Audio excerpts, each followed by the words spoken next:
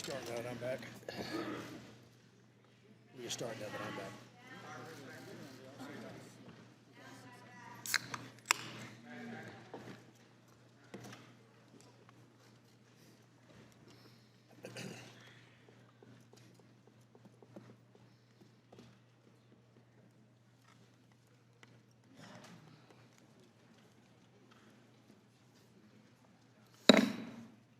Ready to return to order. Mr. Jordan, you're recognized for 5 minutes. Thank you, Mr. Chairman. Ambassador, thank you for being here. Thank you for your service to our country. Ambassador, should ambassadors ever try to influence host country elections?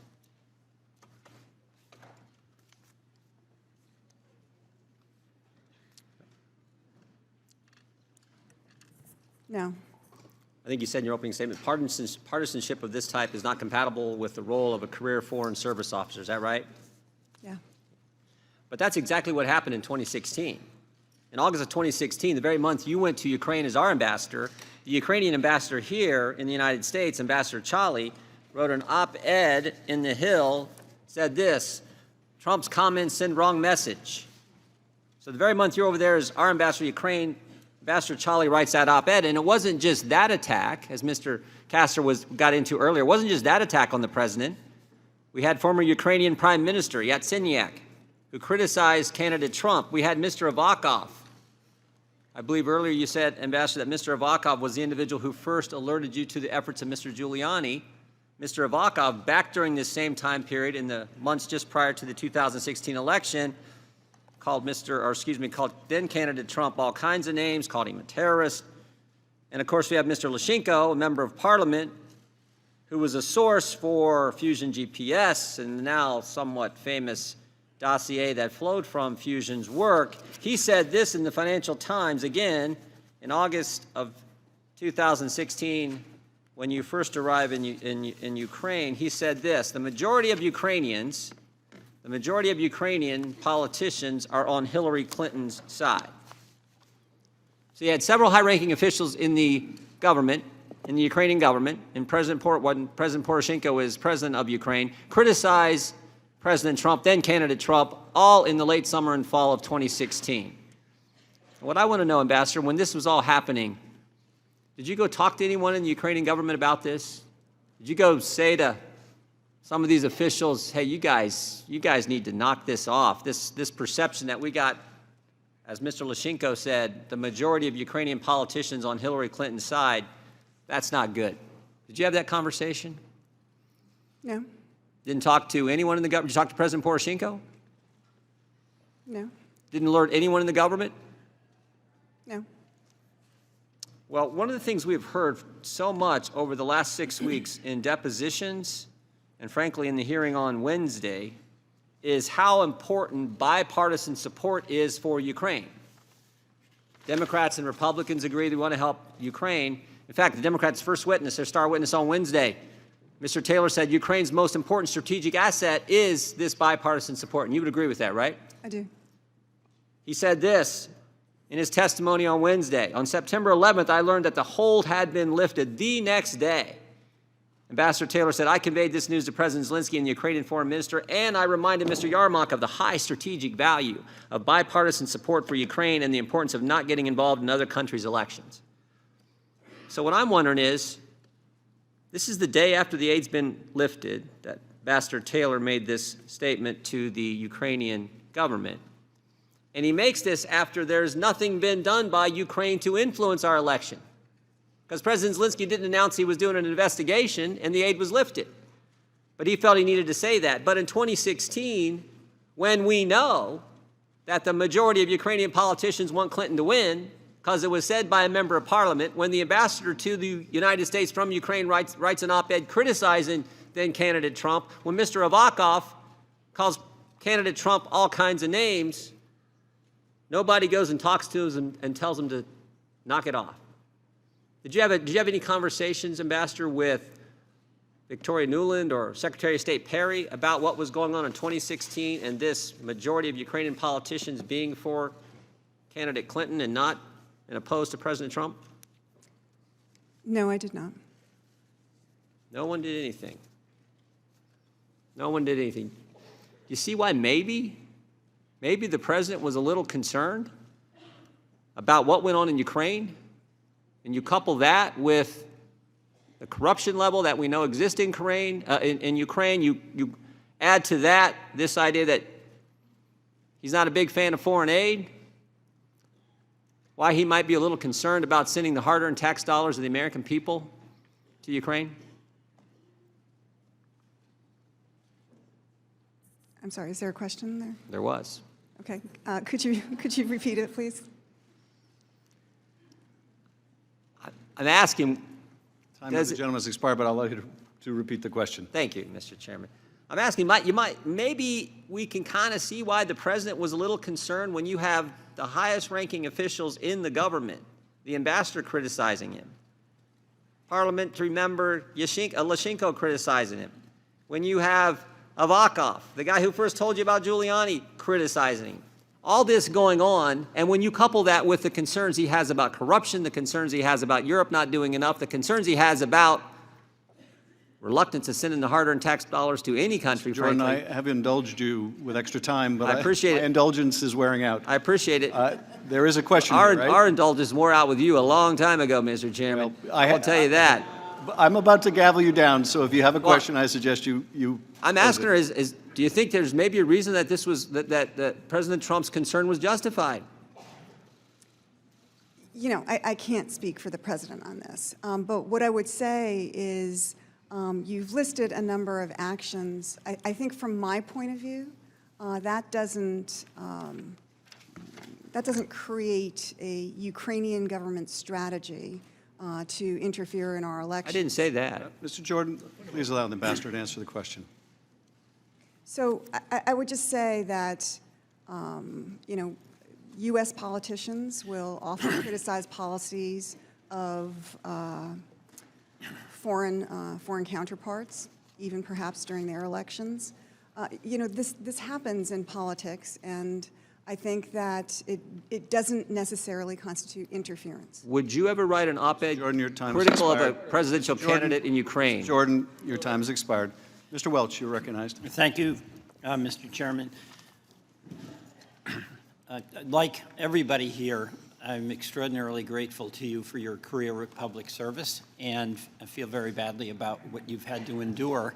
Like your colleagues, you don't complain. You're doing your job. I feel badly about the insults, the tweet this morning, the fact that you were smeared, not fired. But the question, as you know, is not how you were treated. Mm-hmm. The question is why the president did what he did and whether what he did was a breach of trust. The question really is about whether the President of the United States, any president, has the authority to withhold congressionally approved aid, to condition a White House meeting on extracting from a foreign leader a willingness to assist him in his political campaign. That's the question.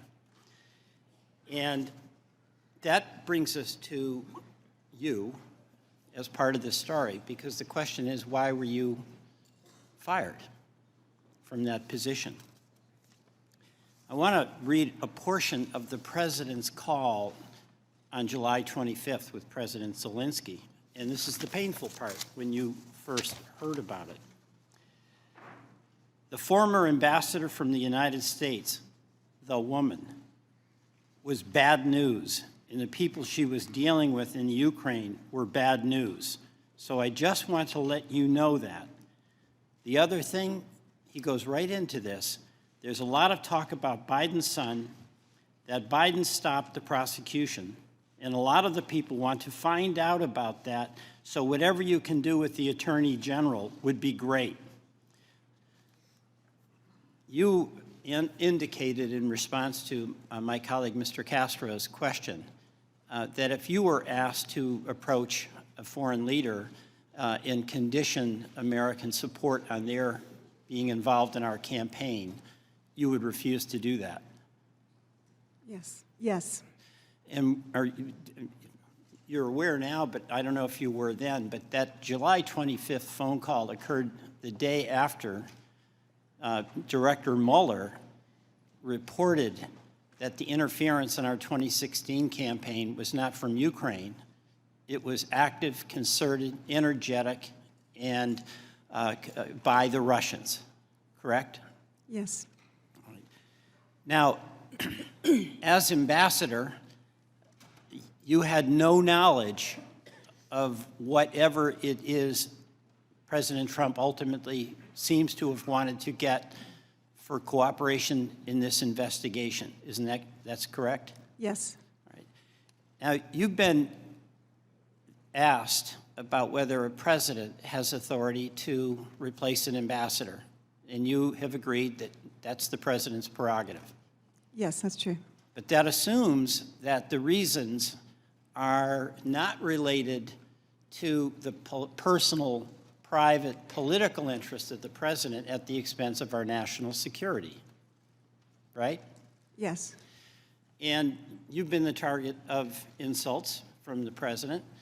You join some very distinguished company, by the way, Senator McCain, General Kelly, man I admire, I think all of us do, General Mattis. We're not here to talk about that unless the reason you get insulted is you did today, essentially blaming you for Somalia, is if this is another step by the president to intimidate witnesses. He didn't intimidate you. You're here. You've endured. But there are other people out there that can expect the Trump treatment if they come forward. That's a question for us. Now, you also indicated that the president has a prerogative to appoint a non-career person, and to be candid, Republican presidents and Democratic presidents have done that. Mr. Sondland's transcript is out, and he was someone who indicated that everything hinged, the White House meeting and the release of the vital defensive aid, everything hinged on the President Zelensky being willing to do that investigation that would benefit the Trump campaign. You're aware of that. Yes. And you've indicated that's something that you would not agree to do, Yes. and Sondland was quite willing to do. Apparently so. I thank you for your professional service, and I yield you. back. Thank you. Mr. Maloney. Ambassador Yovanovitch, thank you for being here. It's been a long day. You know, the first time we met, it wasn't clear, and so I just want to start with a quick comment. But, you know, your testimony in this inquiry broke the dam. You were the first one through that stone wall that the president was trying to set up. And I just want to thank you for that, because others have followed your example. And there's an old expression that first person through the wall gets a little bit bloody. And I think you must understand that expression in a new way. But thank you. Thank you. I want to ask you about the day you were let go. And I know this is a painful series of events, so forgive me, but I think it's very important. It's April 24th, and you told us a few things that really stuck with me. You said you were at the embassy in Ukraine, you were honoring a Ukrainian woman, anti-corruption activist. I believe her name is Katerina Handziuk. Is That's that correct? Yeah. Am I saying that correctly? I was at my house. You were at your house, excuse me. And you were giving her the Woman of Courage Award, I believe. Yeah, the Embassy Kiev's Woman of Courage Award. Right. And, of course, that's the day you get a call from Carol Perez, a senior member of the Foreign Service. Did you know Carol Perez? Yes. You're both senior women in the Foreign Service. You had an opportunity Yes. to meet her before. Yes. And she says, there's trouble coming. Want to give you a heads up. Correct me if I get this wrong. And I don't know a lot, but it's coming from the White House. I'll call you later. Yeah, that sums it up. But you're literally that evening honoring this anti-corruption activist. Is that right? Yes. And not just any woman, but a woman who was, you said, horribly attacked and killed for her efforts. And she wasn't just killed, you said she you said, I believe, that someone threw acid on her. That's correct.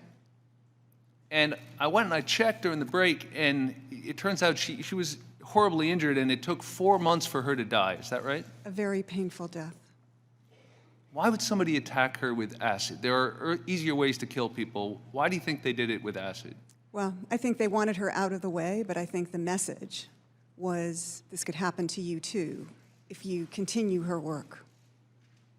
That's what happens when you go up against corrupt people in Ukraine. It is something that can happen. I mean, there are other ways of sidelining people. Do you remember speaking at that event? I do. I went and looked at what you said. You said, Katerina paid the ultimate price for her fearlessness in fighting against corruption and for her determined efforts to build a democratic Ukraine. Do you remember saying that? Yes. And then your phone rings, and you hear this trouble up the street. And Carol Perez called you back later that night, right? Mm-hmm. It was 1 a.m., I believe. Yes. Were you sleeping? No. You had stayed up Yes. to get the phone call. Yes. And that's when she says two things, I believe, that really stuck with me. She said, we're worried about your security. Yes. You've just been honoring a woman who was killed for fighting for her anti-corruption efforts. And she says, you got to get on the next plane. Was she speaking euphemistically, get on the next plane, when you get time? Did she mean literally the next plane? Well, I think she meant, as soon as possible. But pretty much it was the next plane. And that's a pretty good flight back from Kyiv to Washington, and you're on your way to meet with Deputy Secretary Sullivan. Yes. And he says to you two things. He says there was a concerted effort against you, and he says you've done nothing wrong. Right. And when he said, what I'm fascinated about is when he says you've done nothing wrong, what did you expect the United States government would do next? It was pretty clear that a decision had been made by the president, implemented by the State Department, that I had to leave Ukraine. But I had hoped that there would be more public support. Did you expect them to have your back? Yes. And were you surprised when you found out they weren't going to? Not at that point anymore. Why? Well, because over the last several months, that had not been the case. Ma'am, in your opening statement, you said, how could our system fail like this? Yeah. How is it that foreign corrupt interests could manipulate our government? How could our system fail like this? How is it that foreign corrupt interests could manipulate our government? I want you to know, ma'am, that is the very question we are determined to get an answer for. And I want to thank you on behalf of your country for your service and with our work in answering that question. I yield back, Mr. Chairman. Thank you. Ms. Demings. Thank you so much, Mr. Chairman. Ambassador, everyone in this room should be thankful for your service to our nation. I have 4 little girls in my life, and as I sit here thinking about them, and as a woman, I could not be prouder of you, and I consider you an inspiration for women around the world. I just have to say before I get into my questioning is I think it's disgraceful to hear my colleagues refer to your sworn testimony as a performance today, or speak in a condescending way, basically suggesting that the woman, because I think that's how the president referred to you, I'm not sure he knows your name or there's some other meaning there, but to basically suggest that the woman should be thankful for whatever she was left with, smear campaign and all after you were recalled. But I want you to know today that we thank you for your service, your 33 years of service. Ambassador, on a press conference call on October 17th, acting White House Chief of Staff Mulvaney discussed his belief that it's entirely appropriate to politicize U.S. foreign policy. Here's what he said. If you read the news reports and you believe them, what did McKinley say yesterday? Well, McKinley said yesterday that he was really upset with the political influence in foreign policy. That was one of the reasons he was so upset about this. And I have news for everybody. Get over it. There's going to be political influence in foreign policy. Ambassador Yovanovitch, do you share the concern raised by Ambassador McKinley in testimony before this committee about political influence in foreign policy? Well, as I said before, I think it's important to keep political influence out of foreign policy because we all, whether we are Republican or Democrats or something else, have common security interests, and that needs to be safeguarded and advanced. And what message do you think it sends to other foreign service officers and public servants, which we so desperately need good ones, when an administration refuses to support its own officials in the face of a smear campaign? Well, it's deeply troubling. It's deeply troubling, and there are morale issues at the State Department. Morale issues at the State Department. I can understand why. On March 20th of 2019, President Trump tweeted an article that included a letter from Representative Pete Sessions that said you had, and I quote, spoken privately and repeatedly about your disdain for the current administration in a way that might call for the expulsion of you as your ambassador to Ukraine immediately. Did you speak publicly and privately about your disdain for the Trump administration? No. Why do you think the president would want to push such a lie? I don't know. I don't know. Policies change, but U.S. interests don't. Not for those who are seeking to do the work of protecting our nation, the work you have done for decades. The president, his chief of staff, and his allies seem to want nothing more than to smear the good people trying to protect this country and to hijack our institutions for their personal and political gain. Again, Ambassador, we thank you so much for your service, and I'll yield my remaining time to the chairman. Thank you. I thank the gentlewoman. I'm going to go to Mr. Krishnamurthy. Good afternoon, Ambassador, and thank you to the family as well for being here in support of you today. I'd like to direct you to an area of bipartisanship, namely aid to Ukraine. Congress, on an overwhelmingly bipartisan basis, has appropriated hundreds of millions of dollars in military assistance to Ukraine, correct? Yes. And that aid is being used by Ukraine to fight a common adversary, namely Russia, right? Yes. The U.S., in fact, has consistently partnered with other European countries to keep Russia at bay and maintain the peace in Europe, right? Yes. As Ambassador Taylor suggested earlier this week, supporting Ukraine helps maintain peace so that Americans don't have to go to war again in Europe, right? Yes. Suspending that aid and weakening Ukraine can increase the likelihood of the opposite, correct? Yes, it is extremely short-sighted. The last time you were in Ukraine was May 20th of this year, right? Yes.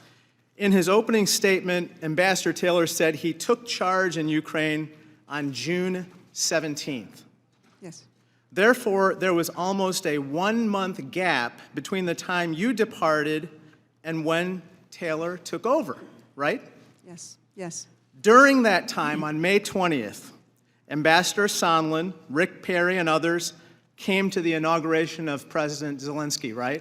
Yes. And during that gap in time, Ambassador Sondland visited the White House, along with others, and got directions from President Trump to talk to Rudy. Those were his words. Talk to Rudy about what to do in Ukraine, right? That's my understanding. In other words, isn't it the case that your departure and the 1-month gap between the time you left and when Ambassador Taylor arrived provided the perfect opportunity for another group of people to basically take over Ukraine policy? Isn't that right? Yeah. Ambassador, you're going to have to speak a little louder into the mic. Yes. Yes. Thank you. On page 10 of your opening statement, you mentioned, quote unquote, corrupt interests apparently hijacking our Ukraine policy, right? Yes. A couple suspect individuals in that regard were Lev Parnas and Igor Fruman, right? Yes. You mentioned in response to Minority Counsel earlier that you learned that Fruman and Parnas were attempting to open a liquefied natural gas company, correct? Yes. How'd you learn that, by the way? I heard it from the Minister of Interior. Interestingly, at noon today, the Wall Street Journal reported that federal prosecutors in Manhattan are investigating whether Rudy Giuliani stood to personally profit from that liquefied natural gas venture. Do you have any knowledge of that? No, I do not. Maybe we should talk to Rudy, huh? Ambassador, I'd like to direct you to another line of questioning that I had for Ambassador Taylor earlier this week. He said that there were irregular channels of diplomacy at work in Ukraine, circumventing normal diplomatic channels and threatening American interests in favor of private interests. I asked him the question, can you rule out the possibility that these irregular channels of diplomacy are being used in other countries where we conduct foreign policy? In response, he said that he could not rule it out. Ambassador Yovanovitch, I ask you, and I assume that you can't rule it out either, correct? I can't, but I would also add I have no knowledge of that. I understand. Are you concerned that these irregular channels of diplomacy may be at work elsewhere? I think it's a possibility. You testified that it was a quote-unquote dangerous precedent that private interests and people who don't like a particular ambassador could combine to replace that ambassador. Are you concerned that other ambassadors may suffer the same fate as you? Yes. Ambassador, in your service as an American diplomat, you have encountered various dictators and strong men ruling other countries, right? Yes. In your personal life, your parents fled the Soviet Union and Nazi Germany, and they became familiar with despots and dictators as well, correct? Yes. Indeed, you're an authority on authoritarianism, right? Well, maybe. Is it a feature of authoritarianism to allow corrupt interests to hijack foreign policy? Yeah. Is it a feature of authoritarianism for the rulers there to claim absolute rights? Yes. And is it a hallmark of authoritarianism for those rulers to smear their opponents? Sometimes, yes. Thank you. Time of the gentleman has expired. Mr. Nunes, do you have any concluding remarks? I would just say to the American people, today's show trial has come to an end. We're headed down now to the basement of the Capitol to go until I don't know what time, and we'll be back there hiding again behind the closed doors, interviewing more witnesses that you may or may not be able to see in the public. I hate to break it to my colleagues, if there's anyone else out there watching television ratings, but they must be plummeting right now. And I would suggest that we get back to the work of the Intelligence Committee, that we pass a trade agreement with the United States, Mexico, and Canada that would actually help the American people out, because this is an embarrassment. I'll yield back. Mr. Chairman, may I be recognized for a motion? No, I have some Chairman. concluding remarks. Ambassador, I want to thank you for your decades of service. I want to thank you, as Mr. Maloney said, for being the first one through the gap. What you did in coming forward and answering a lawful subpoena was to give courage to others that also witnessed wrongdoing, that they too could show the same courage that you have, that they could stand up, speak out, answer questions. They could endure whatever threats, insults may come their way. And so, in your long and distinguished career, you have done another great public service in answering the call of our subpoena and testifying before us today. I think you gathered from our comments that we not only grieve for what you went through, but what damage is being done to the State Department, to career federal Foreign Service officers all over the country. I am profoundly grateful to you and Mr. Kent and Ambassador Taylor, who have done so much in the last 2 days or 3 days to show the American people the face of our diplomatic corps, the extraordinary public servants who work all around the world in very dangerous places as you have. And so I'm glad they've gotten to see you, because you're often vilified as bureaucrats, or diplomacy is diminished as unimportant. Anything other than military doesn't really matter, when it's your efforts that often prevent us from going to war. Sometimes you're disparaged as the deep state. But what you are is what holds this country together, what holds our foreign policy together, what makes it seamless, what makes it work. And I'm glad America gets to see that. I will just emphasize once again about the importance of your testimony. Mr. Kent and Ambassador Taylor gave us the broad outlines of this story.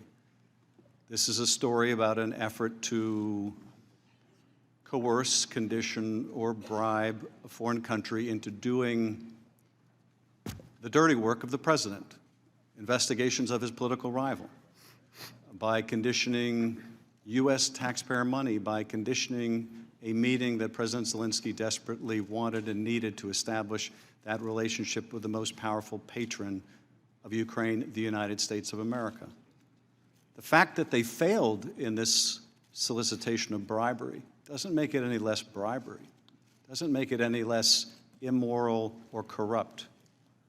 It just means it was unsuccessful. And to that we owe other dedicated public servants who blew the whistle.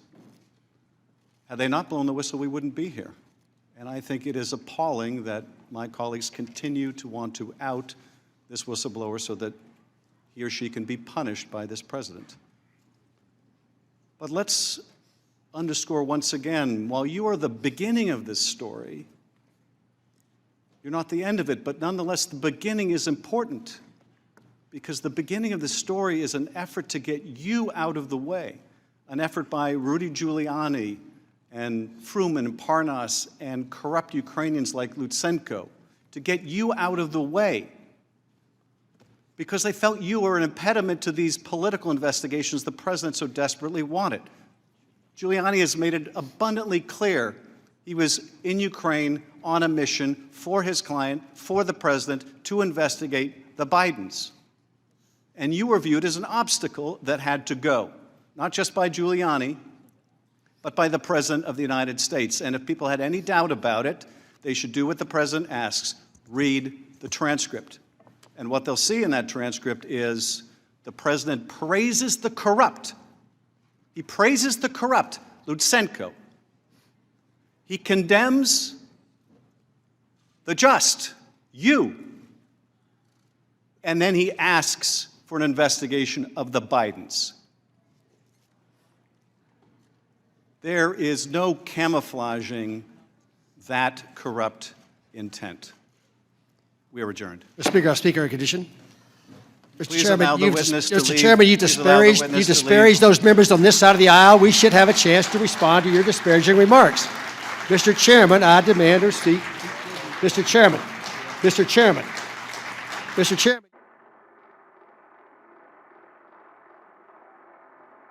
Mr. Conrad, here.